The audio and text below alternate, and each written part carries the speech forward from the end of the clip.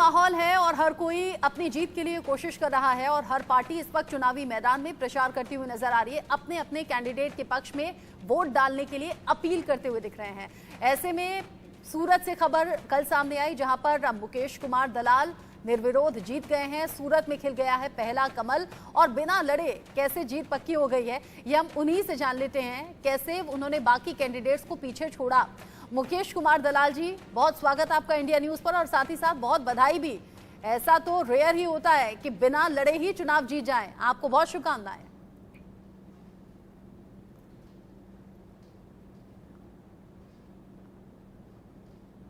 मुकेश जी से हम कनेक्ट होंगे।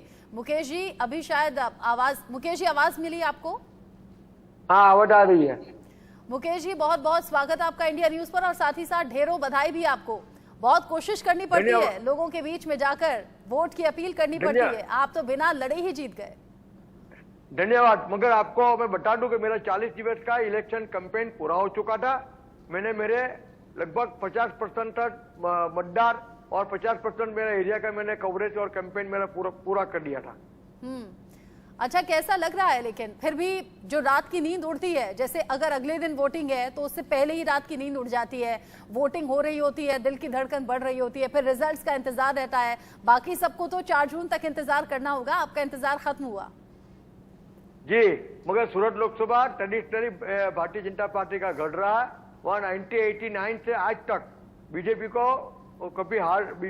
को बहुत ज्यादा लीड से जीत मिली है और हर बार लास्ट 2 चुनाव में हमारे सांसद 5 लाख से ऊपर मत से जीते थे। तो इस बार भी जो लीड चल रही थी वो 6 लाख से ऊपर ही चल रही थी। इससे टेंशन का यहाँ पे कोई सवाल नहीं था। सिर्फ प्रजा के बीच में जाके मोदी की जो गारंटी है, डेवलप इंडिया का जो इनका संकल्प है, वो पहुंचाने की बात है बस। यानी कि आप मुकेश जी ये कह रहे हैं कि अगर मैं लड़ता भी तो भी जीतता तो भी बाकी कॉम्पिटिटर्स पीछे रहते, ये सीट का इतिहास रहा है। जी जी जी, सूरत में आपको मैं बता दूं कि सूरत में कांग्रेस 0 है। इनका सूरत म्यूनिसिपल कॉर्पोरेशन में कोई पार्षद नहीं है। इनका असेंबली में कोई एमएलए कई सालों से नहीं है और मेंबर ऑफ पार्लियामेंट भी नहीं है और अब तो इस बार तो उम्मीदवार भी नहीं है। कमाल का आपका कॉन्फिडेंस है। आप कह रहे हैं कि अगर मैं लड़ता तो भी जीतता, यहाँ तो मैं निर्विरोध जीत गया हूँ। और अब कैसा लग रहा है आपको प्रधानमंत्री मोदी को ये पहला गिफ्ट देकर? भाई, पहले सांसद के तौर पर आप सामने आ गए हैं, पहली जीत है। एक कमाल मेरा नहीं है, नरेंद्र भाई मोदी का कमाल है। और जो सूरत में जो कमल खिला है, मैं अपने आदरणीय वडाप्रधान श्री नरेंद्र भाई मोदी के चरण कमल में अर्पित करता हूँ। नहीं, अगर आप चुनाव लड़ते मुकेश जी, अगर आप चुनाव लड़ते, अगर लोग वोट करते, तब आप कहते कि ये तो नरेंद्र मोदी का मैजिक है। लेकिन यहाँ तो मैजिक आपके लक का चल गया, आपकी किस्मत का चल गया। आज ये लक का मैजिक श्योर चल गया। मगर साथ में जो मैं जहां पे घुमा हूं, मेरी कंस्टिट्यूएंसी में 109 विलेजेस पड़ते हैं। तो 109 विलेजेस में मैंने देखा है कि महिलाओं, किसानों, सब जगह में ये जो योजना बनाई गई, इनका फल, इनका फ्रूट वहां तक पहुंचा है और people are very happy with the performance of Narendra Modi in general. लोग तो खुश हैं, लेकिन आप कितने खुश हैं इस जीत के बाद? मुझे जिम्मेदारी मिली है नरेंद्र भाई मोदी की टीम में, मैं भी एक छोटा सा कमल हूंगा, तो नेचुरली मुझे भी खुशी है। लेकिन पहला कंट्रीब्यूशन है आपका मोदी सरकार की तरफ, पहले सांसद के तौर पर। जी, जो कांग्रेस मुक्त भारत की जो बात है, इसमें सूरत लोकसभा ने पहल की है। सूरत के लोगों का साथ आपको बहुत मिला और आपको पूरी उम्मीद है कि अगर वोटिंग होती तो आप ही विजय होते, क्योंकि जिस तरीके से आप लोगों के बीच में पहुंचे चुनाव प्रचार के दौरान, लोगों का सपोर्ट मिला। जो आपके कॉम्पिटिटर्स हैं, उन्होंने अपना पर्चा वापस क्यों ले लिया और क्यों एक कैंडिडेट का पर्चा रद्द हो गया? वो टेक्निकल कारण से इनका पर्चा रद्द हुआ है, इन्होंने वापिस नहीं लिया। हाँ, अच्छा, एक का जो पर्चा था वो रद्द हो गया, लेकिन बाकी बिना लड़े हार कैसे मान गए?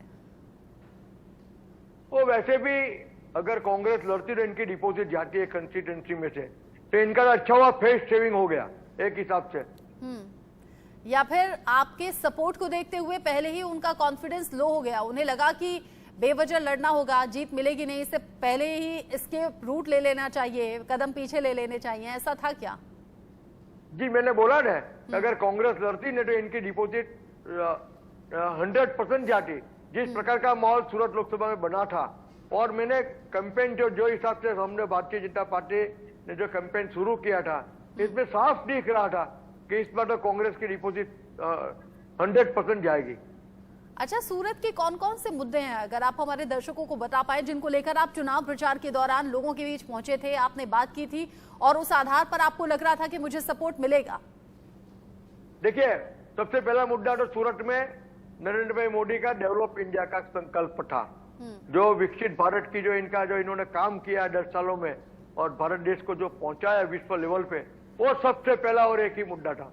वरना सूरत शहर तो क्या ग्लोबल सिटी है, अभी सूरत शहर इंटरनेशनल एयरपोर्ट में इनका स्टेटस मिल गया है, सूरत में मेट्रो ट्रेन आ रही है, सूरत में रेलवे स्टेशन मल्टी हब बन रहा है, सूरत में डुमस सी फेस का एक बड़ा प्रोग्राम आ रहा है, डायमंड बोर्ड्स इनका शुरू हो गया, पीएम मित्र पार्क सूरत के नजदीक आ रहा है, वो सब इंफ्रास्ट्रक्चर प्रोजेक्ट इन प्रोग्रेस है। हाँ। मगर एक और एक ही मुद्दा था, वो नरेंद्र भाई मोदी साहब का विकसित भारत का कंसेप्ट, और इन्होंने जो 10 साल जो काम किया वही मुद्दा था। विकसित भारत का संकल्प लिया हुआ है प्रधानमंत्री मोदी ने, और उस संकल्प के पीछे ही बीजेपी के बाकी जो कैंडिडेट्स हैं, कार्यकर्ता हैं, वो काम कर रहे हैं। आप निर्विरोध जीत गए हैं, चुने गए हैं, बहुत शुभकामनाएं आपको फ्यूचर के लिए। अब चूंकि आप सांसद के तौर पर जीत गए हैं, तो आगे जो वादे आपने लोगों से किए थे, उन वादों को पूरा करने की तरफ आप कदम आगे बढ़ाइए। हमारी बहुत बहुत बधाई आपको, बहुत शुभकामनाएं। बहुत शुक्रिया हमारे साथ जुड़ने के लिए। धन्यवाद। जी, धन्यवाद।